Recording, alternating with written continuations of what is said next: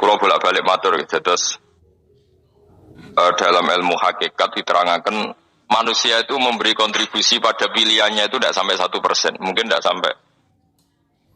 Misalnya kalau orang ditanya kenapa makanan ini enak, ya jawabnya biasanya gampang karena ini sate, kebetulan saya suka sate, terus bilang enak. Begitu juga misalnya hubungan suami istri, senang kumpul bojo mergo ayu dan sebagainya. Ya itu yang mudah diomongkan. Tapi misalnya bayangkan dia pas mangan sate enak terus gempa. Padahal satenya tetap enak. Kamu ya tetap sehat. Tapi gara-gara gempa menjadi tidak enak. Berarti yang benar kan mangan sate gue enak, syaratnya gak pas garam gempa.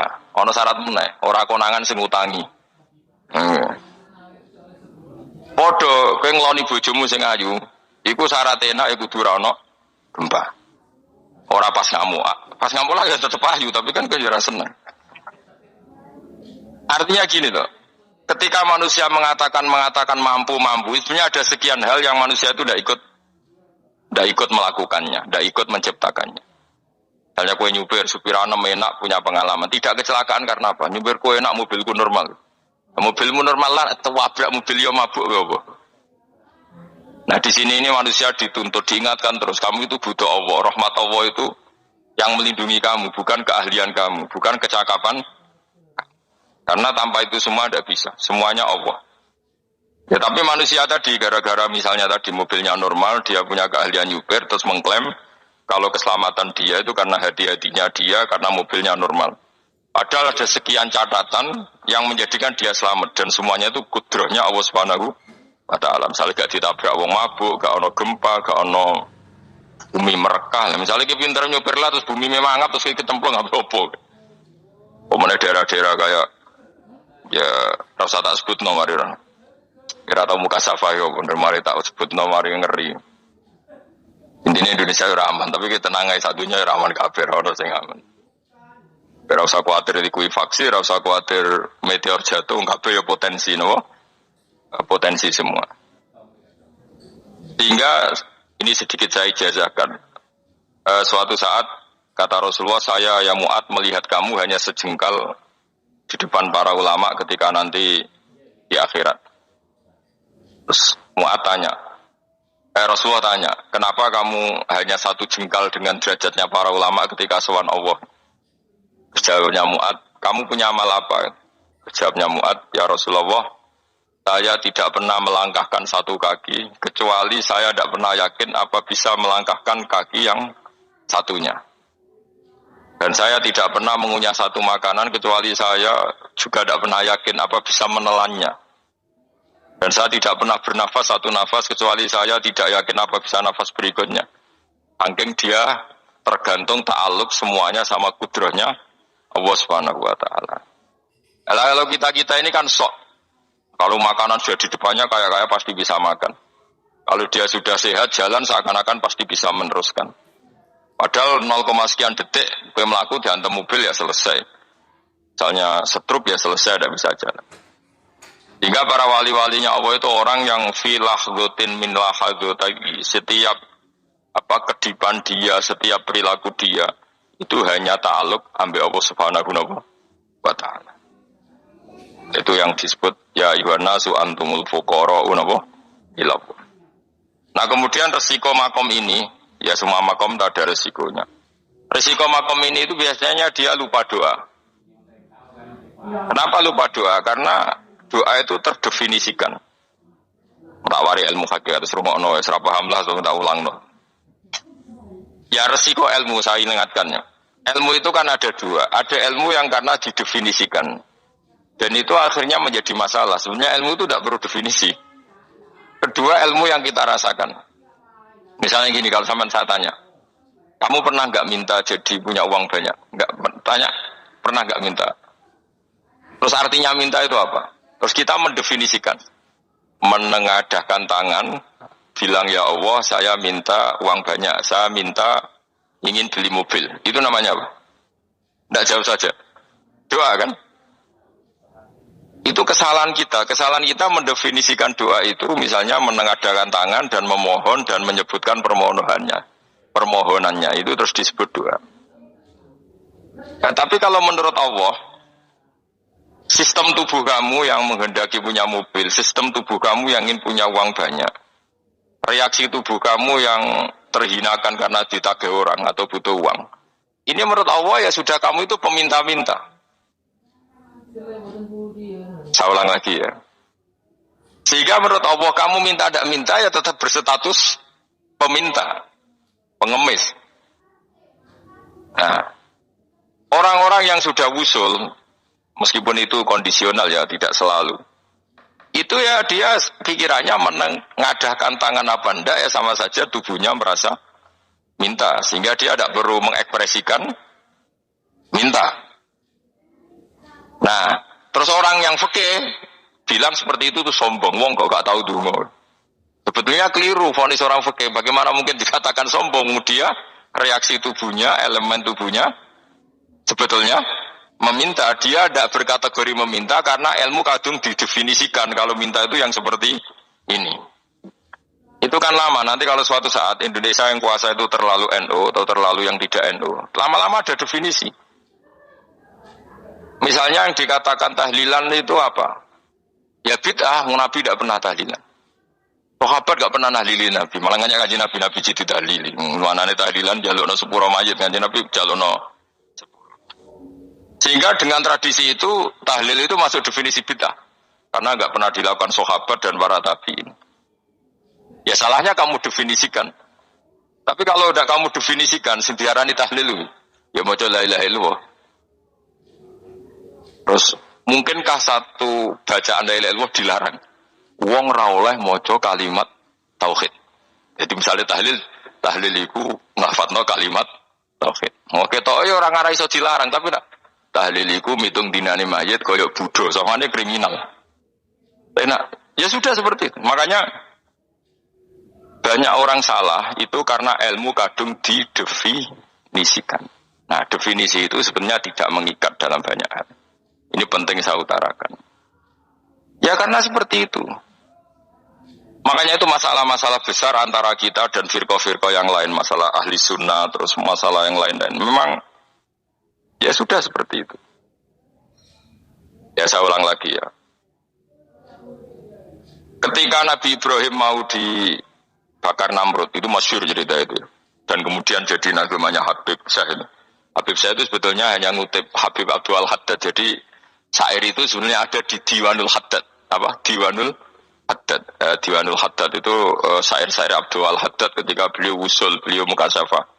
Terus bagian dinyanyikan Habib Syahid terus jadi populer. Saya ulang lagi ya.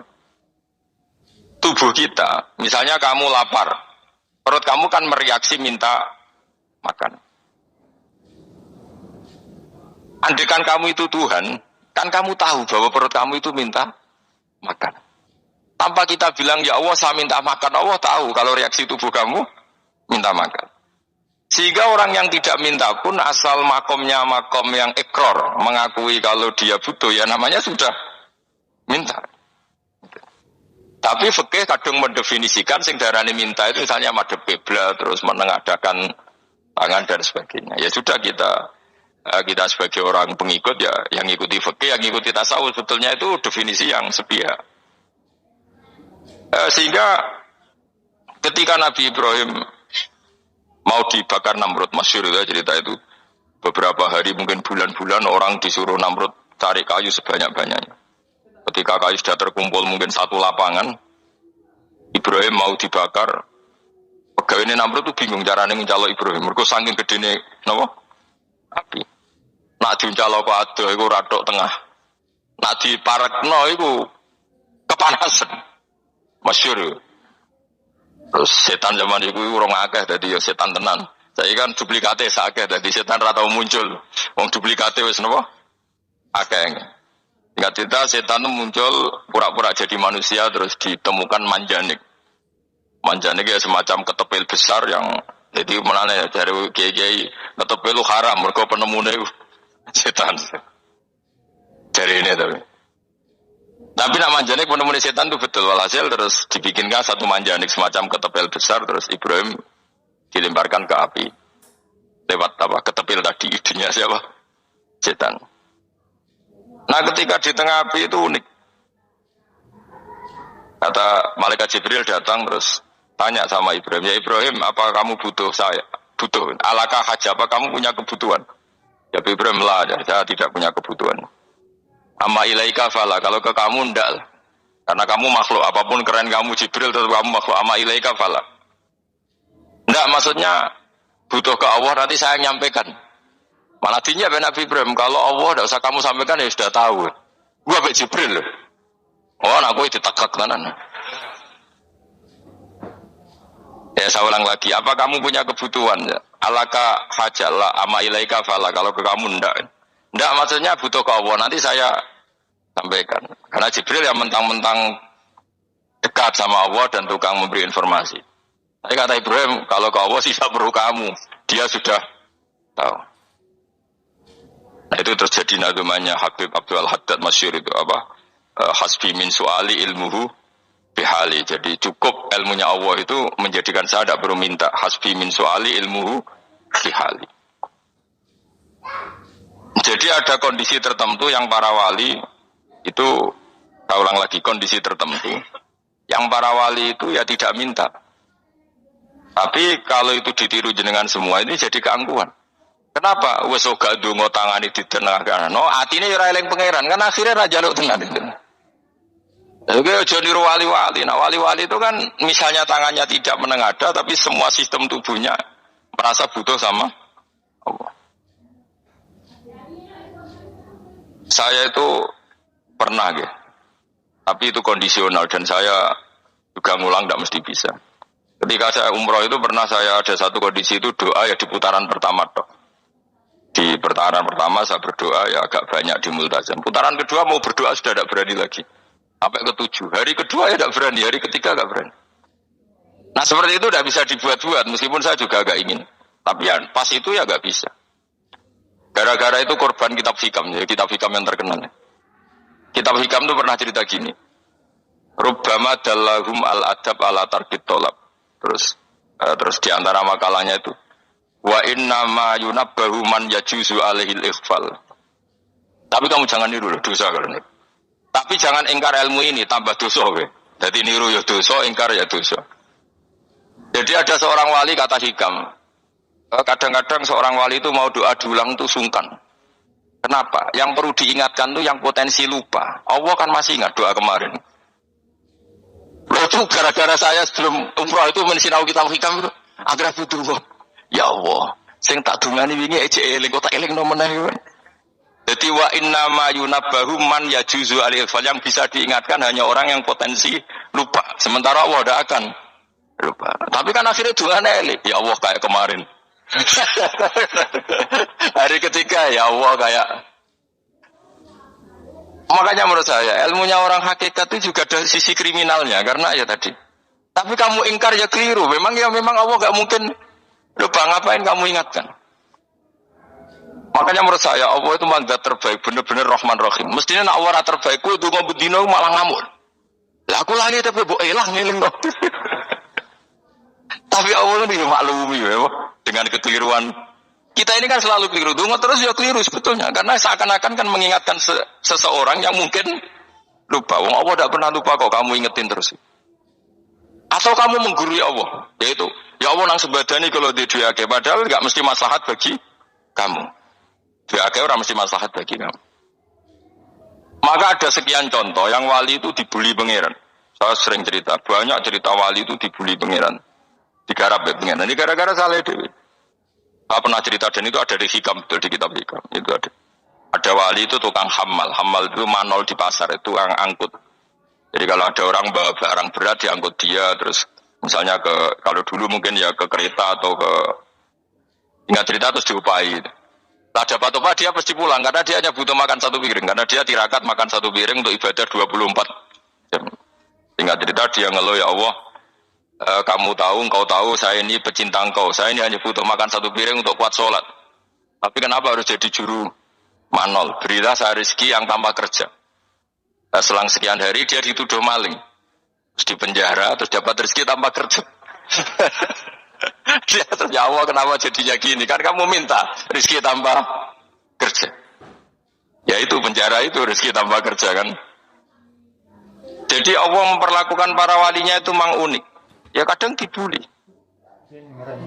Sehingga dalam cerita-cerita kenabian, kata Qadiyat itu, nggak ada orang yang sering dibully Allah kayak nabinya. Karena nabi itu orang yang dicintai Allah. Jika salah sedikit saja itu, cara pangeran itu, cara kampus itu digarap, pokoknya dipelonco, pokoknya salah sedikit. Misalnya begini, Nabi Yakub itu kan nabi. Dia mungkin non jauh gak tersadar nyembelih apa itu anak sapi itu di depan indukannya. Ya beliau mungkin spontan saja, Pak. Kalau kamu yang melakukan pasti tidak ada hukumannya karena Allah dapat peduli sama kamu sudah lah. Artinya gak peduli itu salah pantas saya ngurang jelasin gitu. Tapi ini nabi. Ketika itu terus indukannya sapi tadi, ya Allah, Yakub itu kekasihmu. Saya tidak berani sama dia karena dia kekasihmu. Tapi saya tutup menuntut keadilan. Dia harus merasakan susahnya dipisah dengan anak. Meskipun dia tidak nuntut rasanya roh anak sebelah itu tidak se ekstrim itu. Sapinya itu hanya nuntut, ya Allah, dia harus merasakan sakitnya terpisah dengan anak. Akhirnya Allah menciptakan Yakub mengalami terpisah dengan Nabi siapa? Yusuf. Itu kalau kata Qadiyat, itu kalau yang melakukan tidak Nabi pasti gak dibully Allah, dibiarin. Karena Nabi ini yang melakukan Nabi. Terus ini Nabi Yusuf lagi. Mengenai rasa daftar wali berat. Nabi Yusuf itu di penjara itu karena terdolimi apa karena memang dia salah? Terdolimi. Dan Yusuf itu Nabi. Nabi Yusuf itu Nabi. Nabi betul memang benar-benar Nabi. Meskipun ganteng dia Nabi. Syaratnya Nabi ganteng kira-kira mlebu. Nabi itu harus ganteng. Gak boleh. Nabi elek ora oleh. Karena Allah isin di kekasih kok keriting elek. Allah itu selera tadi. Kabeh Nabi mesti yang paling ganteng di kaumnya, yang paling nasab. Enggak boleh Nabi kok pesek, keriting, enggak boleh. Tapi kalau sudah jadi orang soleh oleh, tapi kalau Nabi enggak boleh, enggak boleh. Nabi Yusuf ganteng, masyhur kan cerita Nabi Yusuf dengan siapa? Zulaikha. Dan belum ada orang dalam keadaan darurat masih cerdas kayak perempuan. Jadi singkat cerita, ketika Yusuf diajak Zulaikha selingkuh enggak mau kan keluar dari kamar. Delalah kebetulan wa alfaya sayyidah radal bab. Itu si Zulaikha tadi spontan langsung bilang, "Wahai suamiku, apa hukuman orang yang ingin menodai keluargamu?" Itu wong wedok. Padahal dia agak terencana, dia pun enggak bayangkan kepergok suaminya. Itu dalam keadaan kepergok itu masih cerdas. Suamiku, apa hukuman orang yang mau menyelingkuhi keluarga Anda? Singkat cerita suaminya murka terus Yusuf dipenjara, terdolimi ya. Ketika di penjara, kemudian Yusuf punya keahlian mentakwil apa? Mimpi. Kan tadi suaminya Zulaikha itu tidak sampai raja ya, kira-kira PM atau menteri lah. Raja itu punya mimpi yang bisa nakwil itu hanya Yusuf. Singkat cerita, terus utusan raja datang ke Yusuf. Dan takwilan Yusuf terbukti benar. Tapi Yusuf ini seorang nabi, saya ulang lagi Yusuf seorang nabi. Dia tapi ya manusia. Bilang gini ke utusannya, coba bilangkan ke raja kamu, di penjara ini ada orang yang dipenjara secara terzalimi, yaitu saya. Tolong laporkan ke majikan. Itu Allah tersinggungnya itu bukan main. Nabi kok lapor makhluk. Itu tersinggung. Nah, kowe kan gak piye-piye. Kowe ngajono proposal ya ora piye-piye. Wis pokoke Allah kowe wis ra piye-piye wis. Wong sumben swargane ya ora langsung wae ngono pokoke kira-kira kan sudah dadi gak perlu ditegur. Makanya fa'ansahu syaitanu dzikra rabbi falabitha fis sijni bid'asin.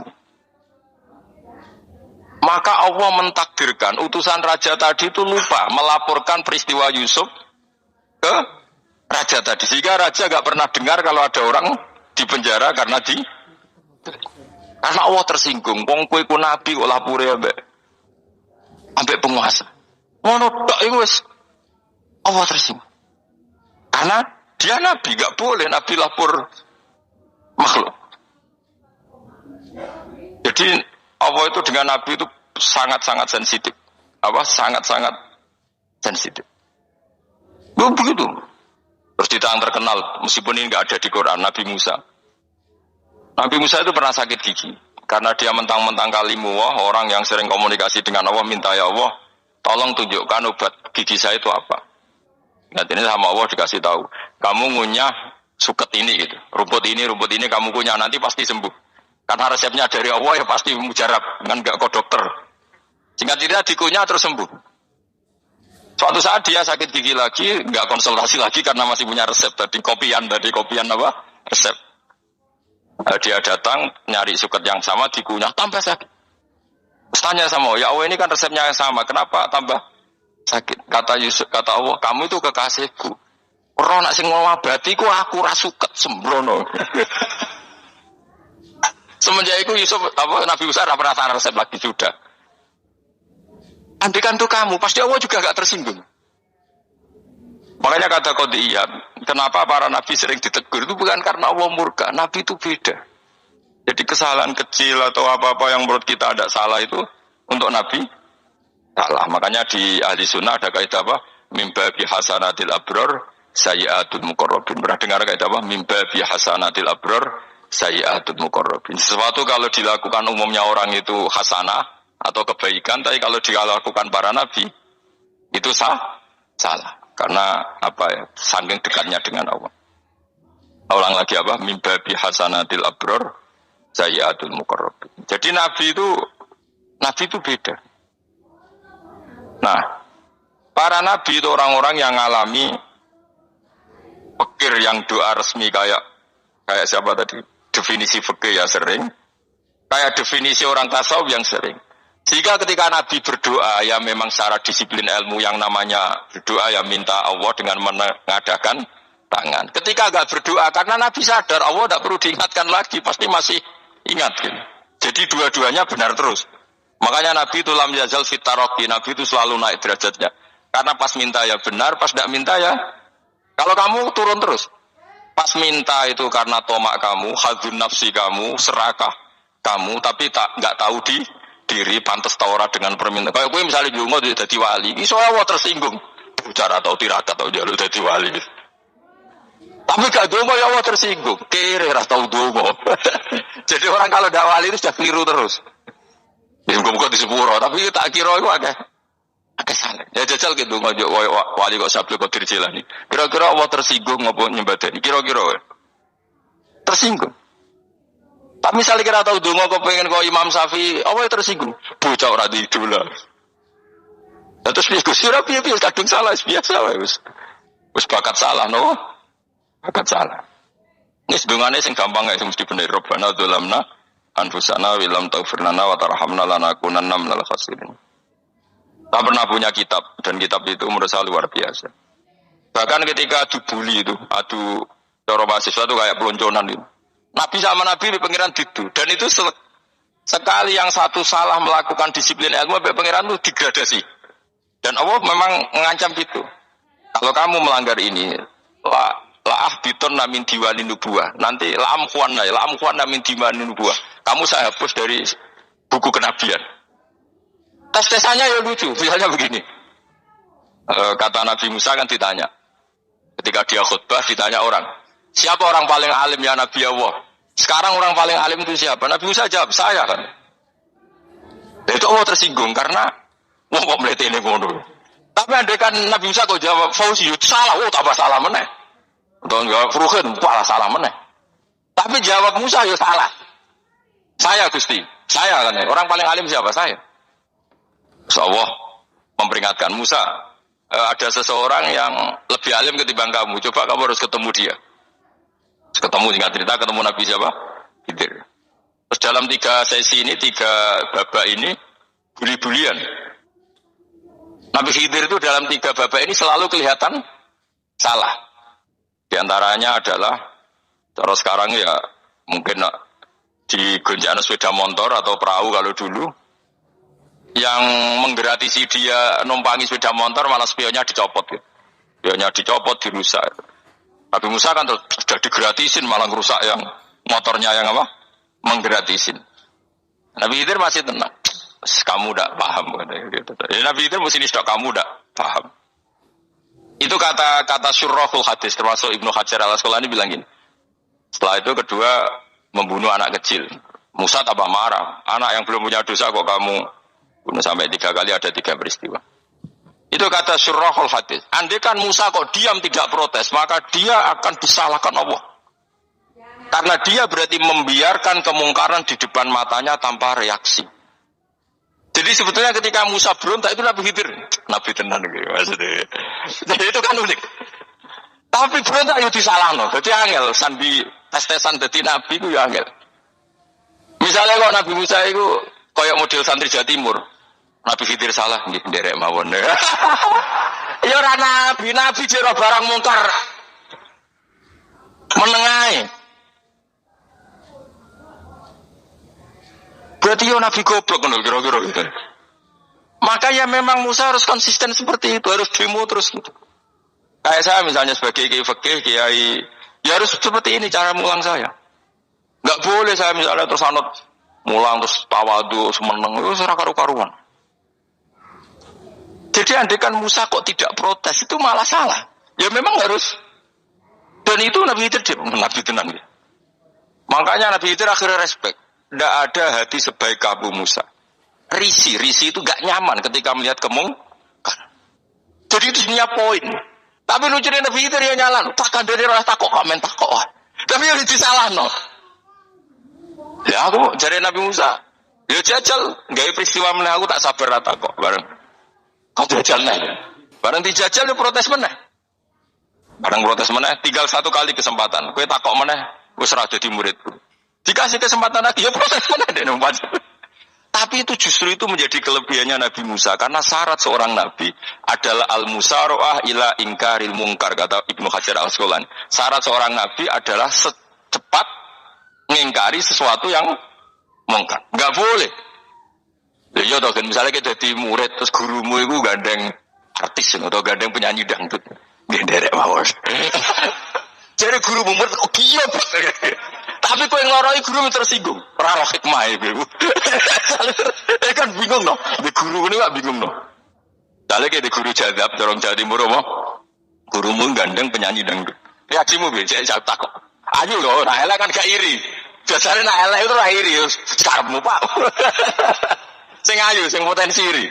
Kira-kira reaksi kamu itu milih derek mawon apa berontak?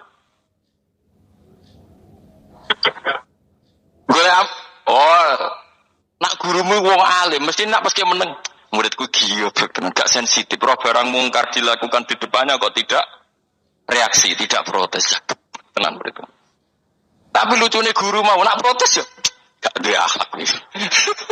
Guru lagi senengnya kok rawan. Nah Nabi itu kan buli-bulian. Jadi Nabi Khidir dengan Nabi Musa itu tebak-tebak. Karena dua orang ini sama-sama kekasih Allah. Itu Nabi Musa justru barokahnya itu dia tidak pernah kelasmennya di bawah Nabi Khidir. Semua ulama sepakat kelasmennya Musa tetap di atas Nabi Khidir. Sehingga yang berlakunya tetap ilmunya Nabi Musa. Bahwa membunuh anak kecil tidak boleh. Merusak perahu milik orang lain tidak boleh. Karena Allah tetap lebih respect dengan ilmunya Nabi Musa.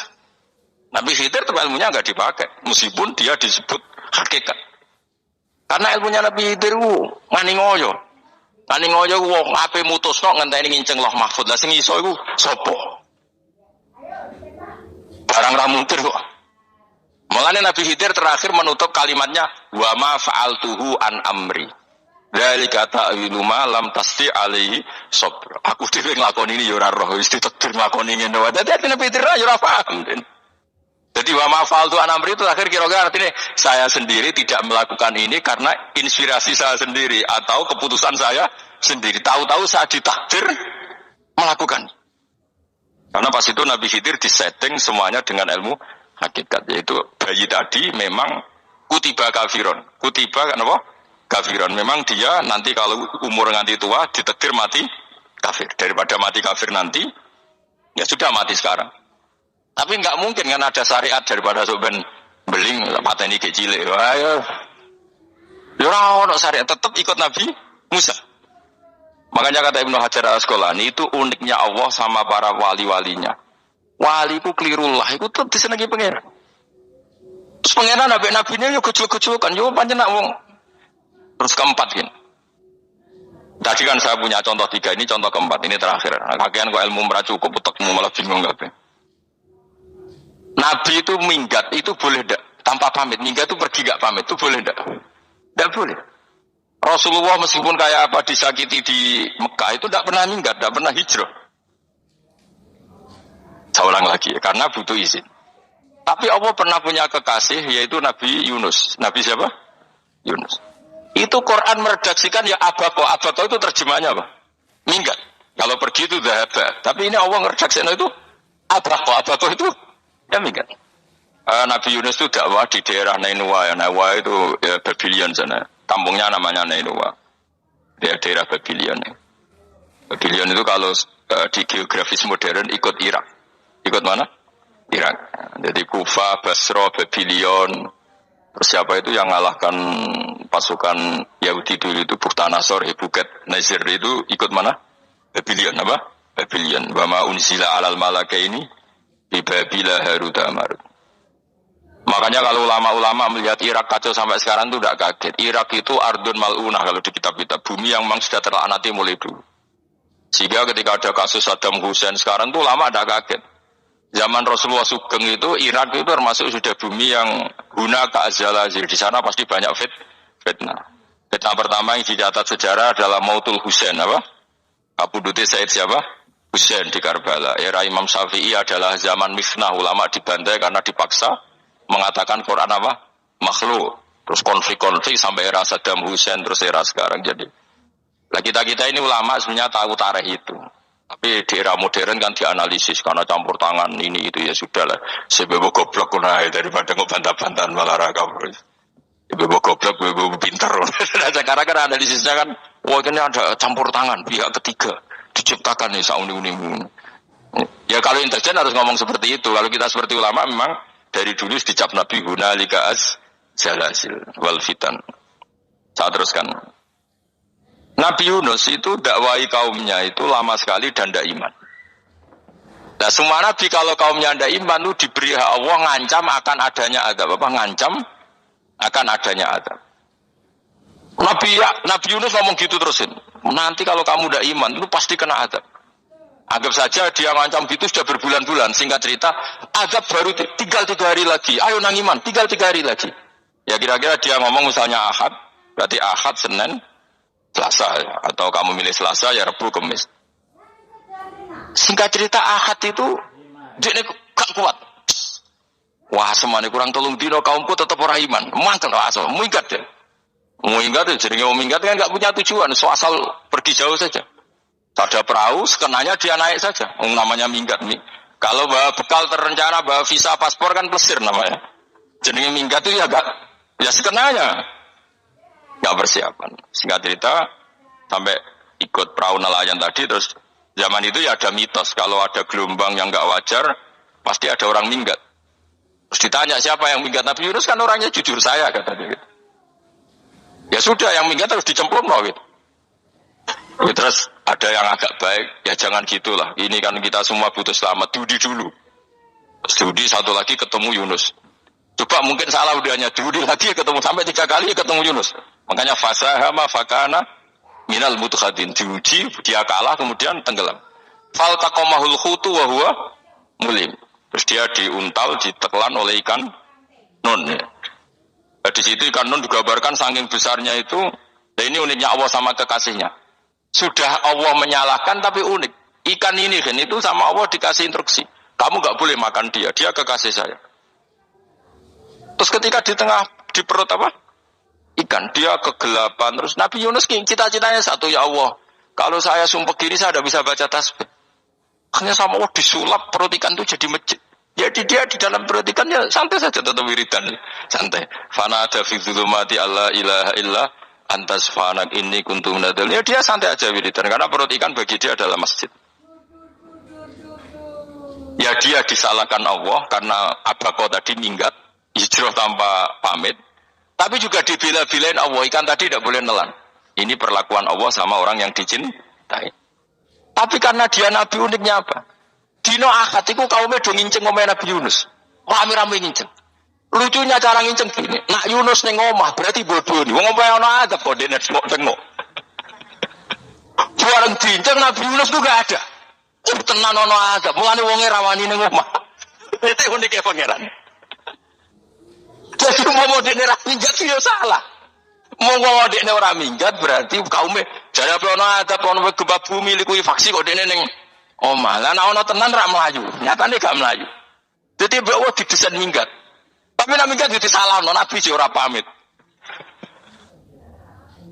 Makanya masyhur saya itu punya kitab karangannya Habib Alim Alamah, babanya Habib Anis, Habib Ali bin Husain yang ngarang apa? Ali bin Muhammad bin Husain ngarang yang Simtud Duror itu. Itu diantara doanya gini. Tapi jangan tiru loh, gue rawali bro. Aku rawani niru, cuma saya hafal secara ilmu, tapi saya tidak berani niru. Waj'al sayyiati man ahbabta. Ya Allah, jadikan kesalahan saya itu kesalahan orang yang kau cintai.